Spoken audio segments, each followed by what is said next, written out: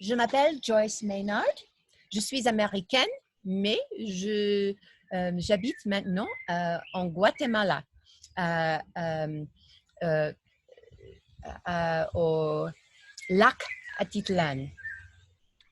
Hello, Joyce Maynard, and thank you for being with us. How are you feeling today, and what are you feeling towards all we're living today? Well, I have to begin by saying that I understand that people all over the world are struggling and suffering, and many in a great deal of pain. So I almost have to apologize first for saying that I am not.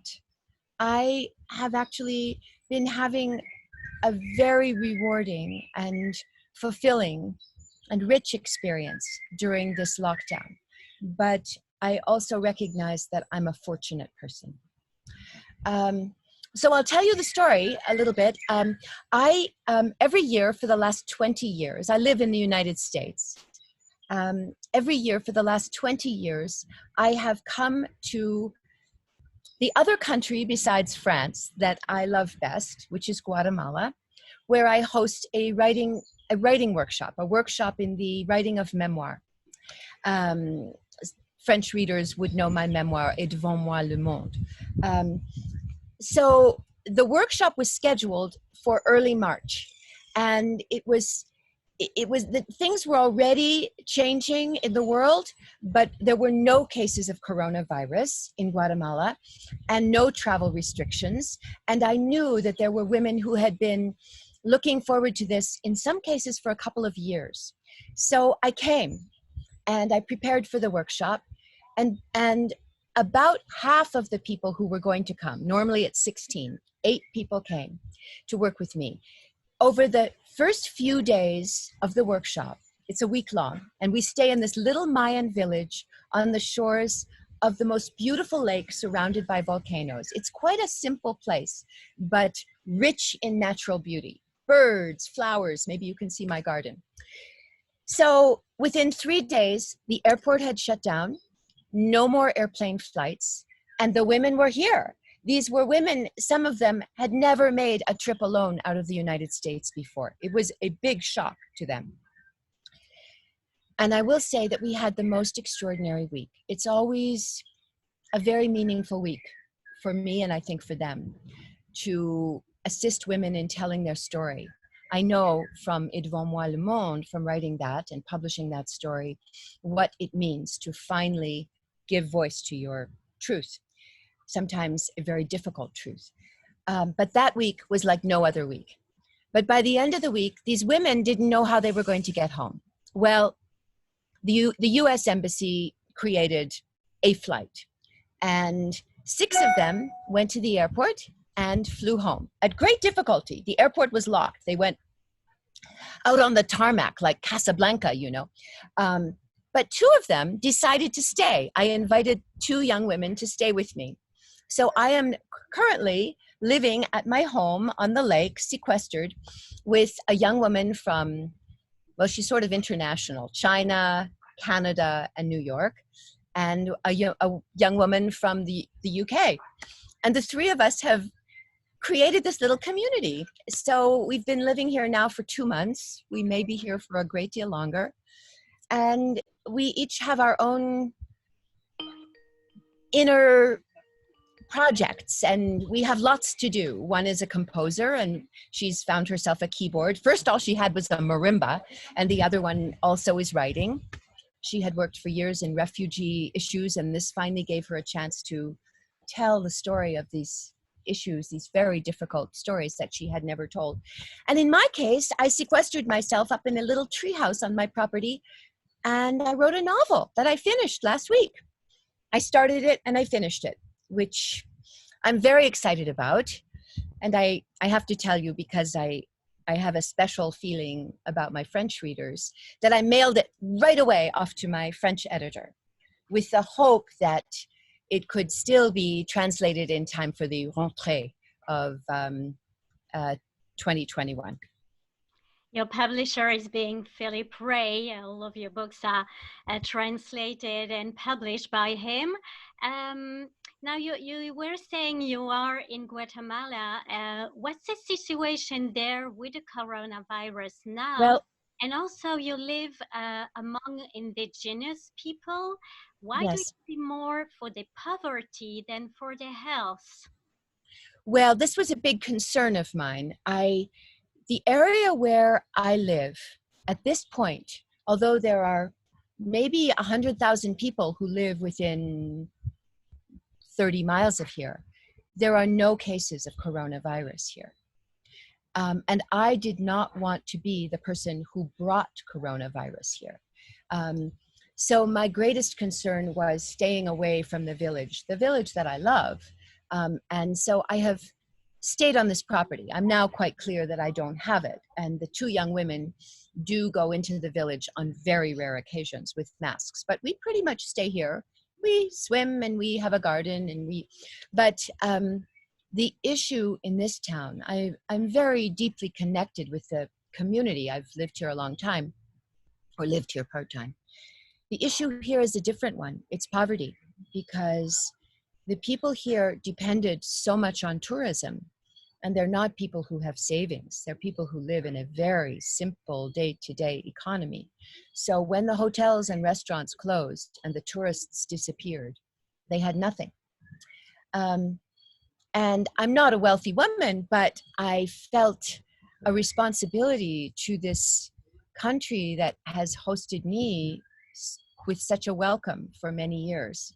So I decided to take this opportunity while I'm staying here to take on lots of projects. I contributed to the fund, of course, for people in the town, but really I knew what they wanted was jobs.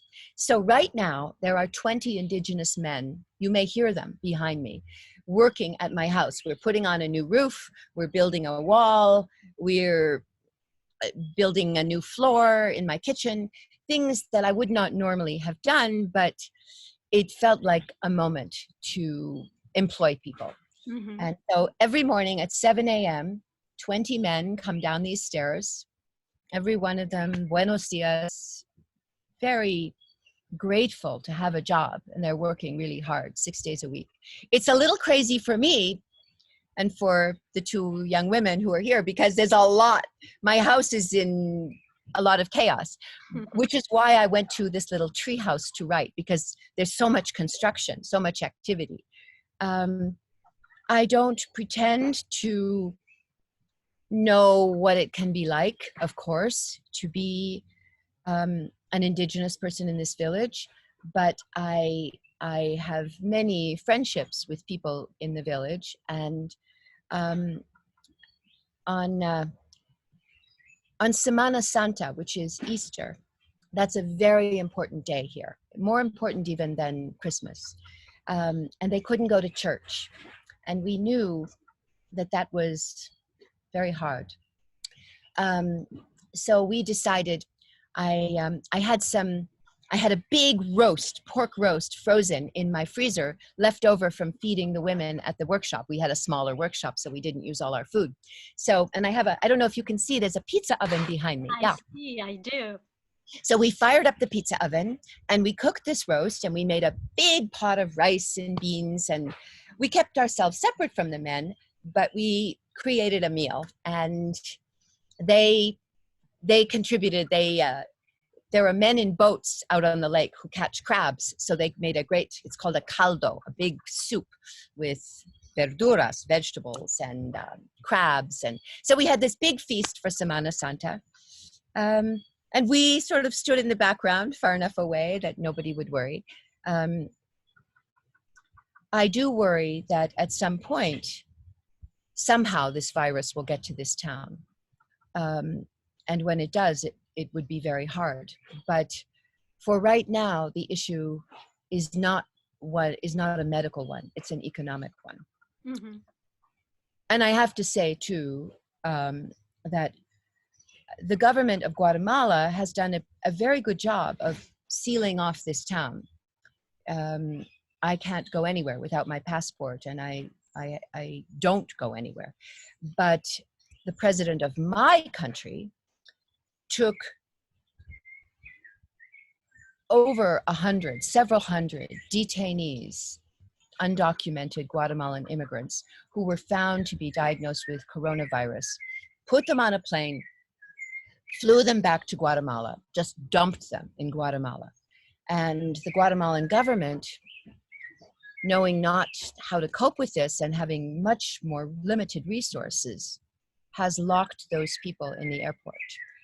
So I have heard there are 4,000 undocumented Guatemalan immigrants, returning from the US at the airport. It's amazing. Now, in your books, you always place your characters in dangerous situations to see how they will overcome obstacles. Yes. Which obstacle do you think that we have to battle now because of this situation and because of the coronavirus? Well, of course, it depends. It depends so much on your economic level. There are people for whom the obstacle is how to buy food. And there are people I know in places like New York City, Flushing, Queens, who are living, 10 people in a one-room apartment right now. One of the two young women living with me right now her family is from China. And anybody Asian in the United States, I don't know how it is in France, is experiencing terrible racism, attacks, just for having an Asian face, For me, for people who are privileged enough to have a home, a nice place to be, a beautiful yard to be in, I think the issue is probably more of an emotional one: sadness, grief over our world, isolation from friends, just from physical touch if you live alone. For me, and again, I am a lucky person. I have to always recognize that I'm speaking from a place of good fortune. A great gift in my life that has served me very well is the ability to write. So the first thing I wanted to do when the workshop was over and the women went home and the 20 men arrived to build a new roof on my house was I took my laptop up to this little tree house at the top of my property where birds surround me and it's very quiet and private. And I decided, well, this is a good moment to write a book. And so I started a book on April 1st, and I got to leave the world. I got to travel wherever I wanted on my keyboard, And I was so joyful. Every morning I got up at 6. I just couldn't wait to write. And last week I finished that book, and I'm really excited about that book. That's the book I sent to Philippe Rey. Wonderful. Now, you once told me that you are interested in resiliency because life is always a triumph. In what little flame, in what triumph do you believe today, whether it's for humanity or for yourself? Well, there are many lessons in this experience. And for those of us who have the basic necessities to get by, food, housing, shelter, the possibility of a job, I think there is a rich opportunity to be still. I know it's been true for me. This country and this place and this little village is such a beautiful place, but for the last many years, I have just come in here for a couple of weeks and done my job and left, I haven't spent long enough to really be still and take in the birds and the plants and the fireflies. Now the rainy season is coming. It's not the beautiful sun every day, all day long. It's these wonderful rains and these totally different birds. Pelicans are landing that I didn't see 6 weeks ago. I know that for people who have children, it's very hard to educate your children at home, but it's also, I'll speak now as a person whose children are grown. When I think about the opportunity, if I could have again 2 months to just be with my children when they were young and just focus on them You might say, ah, it's easy for her to say. And that's true. But it is an opportunity, if you can see it that way, to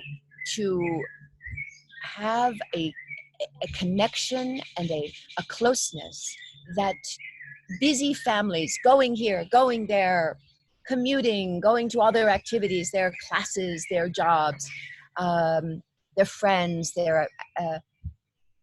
these are things that don't, our old life did not allow us. And I know that's true for me too. I've stopped and written a long letter to several friends that I had meant to reconnect with for a long time, you know. And so we need, do you think that all this beauty you're surrounded by and all these books and all this inspiration helps you and reconforts you in those days? Oh, it does indeed. And I wouldn't presume to say how another person should do it, but you know, there are so many small, simple pleasures. A young Indigenous woman that I've known for many years, who knew that we were safe at this point, came over yesterday, and she braided the hair of Jenny, the young woman from the UK. She took probably an hour to make these incredible braids in the shape of a heart, and we sat still for that heart, you know. And then I took out crayons and paper, and we all drew pictures of each other and put them up on the refrigerator. There are small good things you can do. We every night we make a meal, and sometimes we don't have a lot of ingredients, but we think about how we could use these ingredients to make. We always light the candles, and we always dress up actually for our meal. I love clothes. I love fashion. And here in Guatemala, there is something called, or there used to be, a phenomenon called the pacas. It's a huge flea market full of clothes sent from the United States, maybe from Europe too, I don't know. Some of them are beautiful clothes. They're just dumped in the market, and you buy them for pennies. And over the years, I've bought many of these clothes, even though I had nowhere to wear them, and they were sequin dresses and silk gowns and all kinds of things. So when this event started, I opened my closet to the girls and said, let's all choose outfits. And we all have our dresses, and we put on our dresses at night, and we pile our hair on our heads or make our braids or do whatever. And we light the candles, and we put on music, and none of it is about spending a lot of money, but it's these are things that feed the spirit, that nourish the spirit, you know.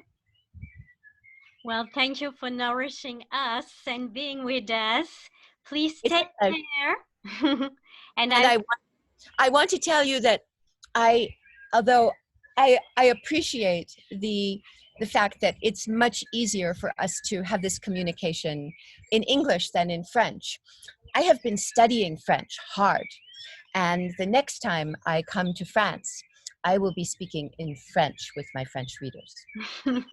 With pleasure. I'm sure they're waiting for you. I wish you well, Joyce, and please take care. You too. Au revoir. Adios.